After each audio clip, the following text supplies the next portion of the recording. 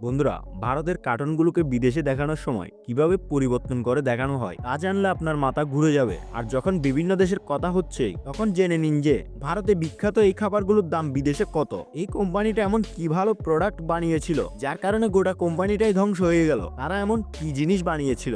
আমরা যে সাধারণ কুকুরদের দেখি তারা আইআইটির মতো কঠিন পরীক্ষা দিয়ে আসে আর আমরা জানতেও পারি না। ভাই, ভিডিওটা তথ্যের ভান্ডার হতে চলেছে, তাই ভিডিওটা শেষ পর্যন্ত দেখুন আর চ্যানেলটা এখনই সাবস্ক্রাইব করে দিন। নাম্বার 15, এই জিনিসটা কোনো জাদুর থেকে কম নয়। ভাই, এটাকে দেখুন। এতে আপনি যখনই কোনো জিনিস রাখবেন এটা সেই জিনিসেরই আকার ধারণ করে নিবে। না, এটা কোনো মজা বা এআই দিয়ে তৈরি করা ভিডিও নয়, বরং এটা একটা সত্যিকারের টেবিল যেটা মিটের গবেষকরা বানিয়েছেন। এই টেবিলের সবচেয়ে বিশেষত্ব হলো এটা অনেক সেন্সরের মাধ্যমে ব্যবহারকারীর নড়াচড়া শনাক্ত করে এবং যখনই এর উপর কোনো জিনিস রাখা হয় এটা সেই অনুযায়ী নিজেকে বদলে নেয়। নাম্বার 14, এই ভিডিওটা দেখার পর আমরা আমাদের দারিদ্র সম্পর্কে জানতে পারবো। এই ভিডিওতে এই বুগাটি গাড়িটা রাস্তা দিয়ে যাচ্ছে আর এর পেছনে থাকা সাধারণ গাড়িগুলোর দাম যোগ করা হচ্ছে। আর আপনি দেখতে পাচ্ছেন যে কতক্ষণ পর 100-র বেশি গাড়ির দাম যোগ করার পর একটা বুগাটির দামের সমান টাকা জমা হলো। আর এটা তো মাত্র $4 মিলিয়ন বুগাটি শিরন। বুগাটি লেবয়চার নয়ারের দাম পর্যন্ত পৌঁছাতে তো হয়তো গোটা শহরের গাড়ি যোগ করতে হবে, যার দাম প্রায় $13 মিলিয়ন, অর্থাৎ 100 কোটি টাকারও বেশি। নাম্বার 13, ম্যাকডোনাল্ডস সত্যি একটা দারুণ আইডিয়া নিয়ে এসেছে। এই টেবিল ব্যাগ ম্যাকডোনাল্ডস 2022 সালে শুরু করেছিল 4 লক্ষ গ্রাহককে আকর্ষণ করার জন্য যারা মিলান ফ্যাশন উইকে এসেছিল। তাদের এই ব্যাগ দেওয়া হয়। এই ব্যাগটা একটা সম্পূর্ণ বাজ করা টেবিলে পরিণত হয়ে যায়, যা সত্যি খুব আকর্ষণীয়। আপনি এই ব্যাগটা নিয়ে যে কোনো জায়গায় খেতে পারবেন, শুধু এটাকে একটা পোলের উপর রেখে খুলে দিলেই এটা তৈরি। নাম্বার 12, আপনি কি কখনো ভেবেছেন যে যখন ভিডিও ক্যামেরা ছিল না তখন সিনেমা কিভাবে বানানো হতো? এই দেখুন, এটা দেখতে খুবই আকর্ষণীয় লাগে। যেমন এখানে দেখুন, এই ভিডিওটা আপনি প্রতি সেকেন্ডে 30টা ফ্রেমে দেখছেন, মানে আপনি 1 সেকেন্ডে 30টা ছবি দেখছেন। আর এই ভিডিওতে আপনি দেখতে পাচ্ছেন যে কিভাবে আগে তাড়াতাড়ি ছবি চালিয়ে একটা সিনেমার মতো রূপ দেওয়া হতো। তবে তখন কোনো শব্দ থাকতো না আর বেশিরভাগ সময় পেছনে থাকা একজন ধারাভাষ্য করতেন। নাম্বার 11, যদি আপনারও নিজের মুখ দেখতে লজ্জা লাগে তাহলে আজ থেকে আর লাগবে না। না, আমি কোনো আত্মবিশ্বাসের জ্ঞান দিচ্ছি না, তবে যতক্ষণ সেটা আসছে না ততক্ষণ আপনি এআই ব্যবহার করে নিজের জন্য একটা নতুন মুখ বানাতে পারেন। আপনি এই ভিডিওতে দেখতে পাচ্ছেন যেখানে আসল ভিডিওটা এই ব্যক্তির যে এআই এর সাহায্যে নিজেকে একটা মেয়ের রূপে বদলে ফেলেছে। এর জন্য আপনি গুগলে ফেস সোয়াইপার নামে সার্চ করতে পারেন। আপনি অনেক ওয়েবসাইট পেয়ে যাবেন যা এই কাজটা আপনার জন্য আরামসে করে দেবে, তবে ভালো মানের বেশিরভাগ ওয়েবসাইটগুলো পেইড হয়। নাম্বার 10, বিখ্যাত লাক্সারি ব্র্যান্ডগুলো আপনাকে বোকা বানাচ্ছে। তারা যা বিক্রি করে তা আসলে কোনো লাক্সারি নয়। একটি ইতালীয় তদন্তকারী সংস্থা ডিওর কারখানার শ্রমিকদের অবস্থা দেখার জন্য অভিযান চালায় এবং খুব চমকে দেওয়ার মতো তথ্য সামনে আসে। এখানে শ্রমিকদের কোনো বিশ্রাম ছাড়াই কাজ করানো হচ্ছিল আর কন্ট্রাক্টরদের মাত্র $57, অর্থাৎ 5,000 টাকা করে দেওয়া হচ্ছিল একটা ব্যাগের জন্য, যার জন্য ডিওর গ্রাহকদের থেকে প্রায় 2.5 লক্ষ টাকা নিচ্ছিল। অন্যদিকে আর্মানিও একই কাজ করছিল। যে ব্যাগ তারা মাত্র 8,000 টাকায় বানাতো সেটা লাক্সারি নামে 1.5 লক্ষ টাকা বিক্রি করতো।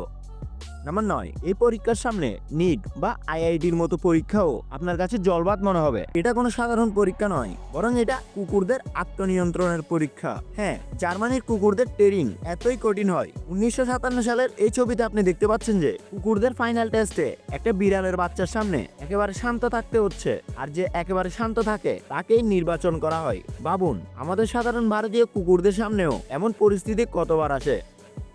নাম্বার 8, কিভাবে এই কোম্পানিটা তার সেরা প্রোডাক্ট বানানোর জন্যই ডুবে গেল। আপনি ট্রেপারওয়ারের নাম শুনেছেন নিশ্চয়ই। এই কোম্পানিটা দেওয়ালিয়া হওয়ার জন্য আবেদন করেছে কারণ এটি এখন ব্যর্থ হয়েছে। এর কারণ হলো তারা অনলাইন এবং স্টোর বিক্রির দিকে মনোযোগ দেয়নি, যদিও মানুষ সেখান থেকে কিনছিল আর প্রতিযোগীরা নতুন এবং সস্তা প্রোডাক্ট নিয়ে এসেছিল। তবে এর আরো একটা কারণ আছে। ট্রেপারওয়ারের প্রোডাক্টগুলো এতই টেকসই ছিল যে অনেকেই এটা দ্বিতীয়বার কেনেননি, কারণ তাদের কেনার দরকারই পড়েনি। আর এটা অনেকেই বলে যে তারা প্রোডাক্ট এতটাই ভালো বানিয়েছিল যে লোকেদের আর দ্বিতীয়বার কেনার প্রয়োজন হয়নি। তবে এটাই একমাত্র কারণ নয়, এদের ব্যর্থ হওয়ার পেছনে আরো অনেক কারণ আছে। নাম্বার 7, এটা সত্যি অদ্ভুত। আজ আমি আপনাদের অনেক প্রাণীকে তাদের লোম ছাড়া দেখাবো। প্রথমে দেখুন ভালুক, যে তার লোম উঠে যাওয়ার পর কোনো চোষা ইঁদুরের মতো দেখতে লাগে, কিন্তু তারপরেও এটিকে দেখতে ভয়ঙ্কর লাগে। এরপর আছে টিয়া পাখি, এটি তার পালক দিয়ে যতটা সুন্দর লাগে পালক ছাড়া ততটাই অদ্ভুত লাগে। এরপর খরগোশ, যার লোম থাকলে খুব মিষ্টি লাগে দেখতে, কিন্তু লোম ছাড়া এমন লাগে। আর শেষে সবচেয়ে পুরুষালী প্রাণী ঘোড়ার কথা বললে লোম ছাড়া তাকে দেখতে কেমন লাগে দেখুন। নাম্বার 6, আপনি দুটি রামধনুর ব্যাপারে অনেক তথ্য শুনেছেন। যেমন রামধনু আসলে একটা সম্পূর্ণ গোলাকার হয়। যদি আপনি এটাকে সমুদ্র বা কোনো বড় নদীর উপর থেকে হেলিকপ্টার দিয়ে দেখেন, তাহলে আপনি সম্পূর্ণ রামধনু দেখতে পাবেন। কিন্তু এই দুটি রামধনুর সবচেয়ে বিশেষত্ব হলো নিচের অর্ধেক অংশের রংগুলো উল্টো দেখা যায়। যেমন একটা রামধনু যদি বেগুনি রং দিয়ে শুরু হয়, তাহলে অন্যটা লাল রং দিয়ে শেষ হবে, অর্থাৎ রংগুলো উল্টে যায়। নাম্বার 5, এই আবিষ্কারের পর আমার মনে হয় না যে এই পৃথিবীতে আর কোনো মানুষ অন্ধ থাকবে। অস্ট্রেলিয়ার বায়োনিক ভিশন টেকনোলজিস ভিভিটি এই কাজটা করে দেখিয়েছে, যা এখনো কোনো স্বপ্নের থেকে কম নয়। কারণ চোখের দৃষ্টি মানুষের জন্য একটা খুব গুরুত্বপূর্ণ অনুভূতি, আর যার কাছে টাকা আছে সে তো তার দৃষ্টি ফিরে পাওয়ার জন্য সবকিছু দিতে পারে। আর এই প্রতিশ্রুতিই দিয়েছে বায়োনিক আই, যারা রেটিনাইটিস পিগমেন্টোসা নামে একটি জেনেটিক সমস্যার কারণে দৃষ্টিশক্তি হারিয়েছেন, তাদের জন্য এটা তৈরি। যদিও এই প্রযুক্তি এখনো সাধারণ মানুষের জন্য উপলব্ধ নয়, তবে শীঘ্রই এটা সম্ভব হবে। নাম্বার 4, আপনি অনেকবার শুনেছেন যে কোনো দোকান কোনো কবরের উপর তৈরি করা হয়েছে। একবার এটা দেখেও নিন। ডাবলিনের এই মুদির দোকানটি একাদশ শতাব্দীর ভাইকিংদের ধ্বংসাবশেষের উপর তৈরি, যা যুদ্ধের সময় ধ্বংস হয়ে গিয়েছিল। আর এর মেঝের উপর কাঁচ লাগানো আছে, যাতে ক্রেতারা জিনিস কেনার পাশাপাশি এই দৃশ্যও দেখতে পারে। তবে এর পেছনে একটা ডার্ক সাইকোলজিক্যাল ট্রিকও আছে, কারণ দোকানদাররা চায় যে ক্রেতারা দোকানে যত বেশি সময় কাটাবে, তত বেশি জিনিস কেনার সম্ভাবনা বাড়বে। নাম্বার 3, ডমিনোস পিৎজা বানায়, তাই না? কিন্তু আসলে ডমিনোস আপনার বাড়ির সামনে রাস্তার গর্তও মেরামত করতে পারে। ডমিনোস রাস্তার গর্ত ভরা শুরু করেছে, তবে এটা শুধু আমেরিকাতেই। টেক্সাস, ডেলাওয়্যার, জর্জিয়া এবং ক্যালিফোর্নিয়ার মতো রাজ্যে তারা অনেক গর্ত ভরাট করেছে। যখন ডমিনোসকে জিজ্ঞাসা করা হয়েছিল যে তারা এমন কেন করছে, তখন তারা বলেছিল, আমরা চাই যে আমাদের গ্রাহকদের কাছে পিৎজা আরামে পৌঁছে যাক, আর এই গর্তগুলো পিৎজা নষ্ট না করুক। আরে ভাই, যদি এটাই কথা হয়, তাহলে এর সবচেয়ে বেশি প্রয়োজন তো ভারতে। নাম্বার 2, আমরা সবাই একই পৃথিবীতে থাকি, কিন্তু তারপরেও খাবারের দাম সারা পৃথিবীতে আলাদা আলাদা হয়ে থাকে। এই দার্শনিক কথা বাদ দিয়ে আসল কথায় আসি। খাবারের দাম তুলনা করার জন্য আমরা রুটি নিতে পারি না, কারণ সবাই রুটি খায় না। যদি সাধারণ কোনো জিনিসের কথা বলি, তাহলে আজকের দিনের সবচেয়ে সাধারণ জিনিস হলো ম্যাকডি। ভারতে যেখানে একটা ম্যাক মিল কম্বো $3 থেকে $4 অর্থাৎ 250 টাকায় পাওয়া যায়, সেখানে আমেরিকায় এর দাম $11 অর্থাৎ 900 টাকা। আমাদের প্রতিবেশী দেশ নেপালে পরিকাঠামো হয়তো আমেরিকার মতো নয়, কিন্তু ম্যাক মিল $7 পাওয়া যায়। ম্যাকমিল ছাড়াও যদি সবজির কথা তুলনা করি, তাহলে যেখানে 1 কেজি পেঁয়াজ ভারতে 10 থেকে 20 টাকায় পাওয়া যায়, পাকিস্তানে এর দাম 50 টাকা ছাড়িয়ে গেছে, আর আমেরিকায় $3 1 কেজি। এটা শোনার পর আপনি নিশ্চয়ই বুঝে গেছেন যে সারা পৃথিবীর তুলনায় খাবারের দাম ভারতে কতটা সস্তা।